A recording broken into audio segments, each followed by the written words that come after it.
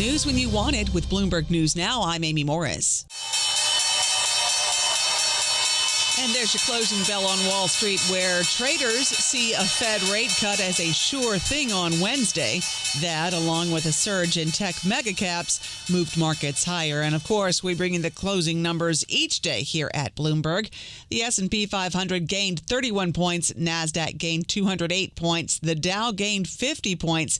The 10-year Treasury yield at 4.04%. The 2-year yield at 3.54%. And Alphabet shares advanced 4.5% in regular trading, with that company achieving a $3 trillion market capitalization for the first time after Citi raised its price target on the Google parent to $280 from $225. Just getting word now, the U.S. has reportedly struck a second vessel allegedly carrying drugs from Venezuela.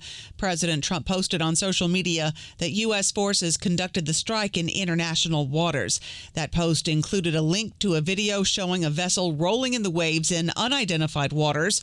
After several seconds, it is consumed by a massive fireball. China has confirmed they have reached a basic framework consensus with the U.S. on resolving issues related to TikTok. Neither the U.S. nor China have released details, but U.S. officials say President Trump and Chinese President Xi will provide more information later this week. Treasury Secretary Scott Bessent is also tight-lipped about who will then take ownership of TikTok. The framework is for it to switch to U.S.-controlled ownership. But again, I'm not going to get ahead of the leaders' call on Friday. We have a framework. They'll have to confirm the deal. Congress passed a law that would ban TikTok in the United States unless it's bought by an American company. But President Trump extended the deadline. It is now set to expire this week. Tesla shares getting a boost from its CEO. The stock is 3.5% higher after a filing showed Elon Musk purchased $1 billion worth of shares in the EV maker last week.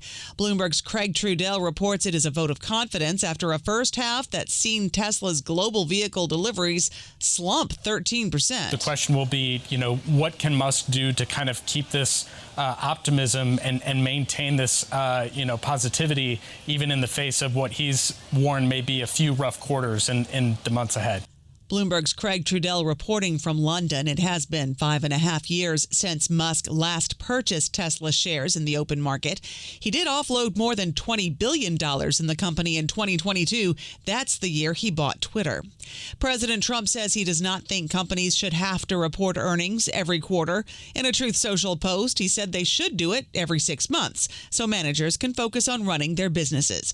Bloomberg Intelligence senior U.S. policy analyst Nathan Dean says the president could get his wish, but not for a while, at least 2027. This is something that occurred before, back in 2018, and the market participants' reaction to this was somewhat mixed. Investors were like, look, we want this data, but companies were also saying, well, there potentially could be some capital formation positives for this idea of long-term investing. Nathan Dean is a senior U.S. policy analyst with Bloomberg Intelligence.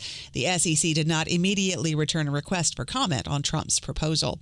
And investors are waiting for that Fed decision coming on Wednesday. The president continues to push the central bank to go big this week. The Fed chairman is incompetent. I think you have a big cut because I don't think he can help with cutting. It's perfect for cutting. Bloomberg's Mike McKee says the markets are not expecting a big cut this week. Meanwhile, the Senate is expected to vote tonight on Stephen Miron's nomination to join the Fed. A confirmation would allow Miron to immediately join the FOMC rate-setting meeting. That starts tomorrow. Miron chairs the White House Council of Economic Advisors, and he's already told senators that he'll take an unpaid leave of absence to join the Fed, filling a seat unexpectedly vacated by Adriana Kugler. Authorities are still trying to learn more about what motivated the fatal shooting of Charlie Kirk at a college in Utah. They're trying to bring formal charges this week against the man they arrested in connection with that shooting. 22-year-old Tyler Robinson was arrested on suspicion of aggravated murder and other felony offenses.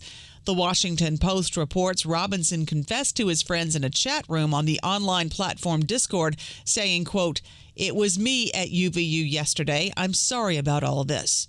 Prosecutors are drawing up formal charges. They could be filed as early as tomorrow.